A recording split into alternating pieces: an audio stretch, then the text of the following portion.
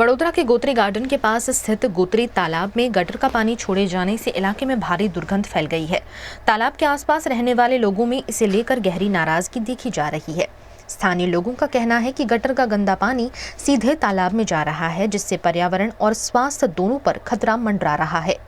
सुबह और शाम टहलने आने वाली जनता और तालाब के पास खेलने आने वाले बच्चों के स्वास्थ्य पर इसका सीधा असर पड़ रहा है। स्थानीय निवासियों का आरोप है कि गटर के पानी के कारण तालाब में मछलियां भी मर सकती हैं। વડોદરા મહાનગરપાલિકાનું ગાર્ડન આવેલું છે પશ્ચિમ વિસ્તારમાં। એની બાજુમાં ગોત્રી તળાવ આવેલું છે। ગોત્રી તળાવમાં ગટરનું પાણી છોડવામાં આવી રહ્યું છે।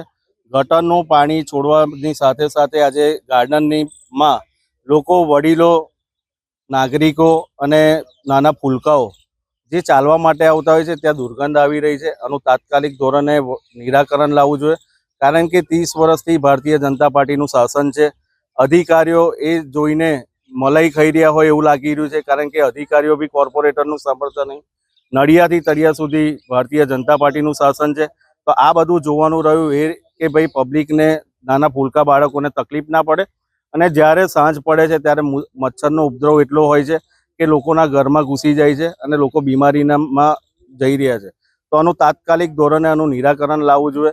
અને જે બ્યુટિફિકેશનના નામે જે કરોડો રૂપિયા ખર્ચાઈ રહ્યા છે એ પ્રમાણે કામગીરી થવી જોઈએ। જોઈ રહ્યા છો કે આ તળાવની દુર્દશા એટલી ખરાબ છે કે લોકોને અહીંયા ચાલવું બી મુશ્કેલ પડી રહ્યું છે।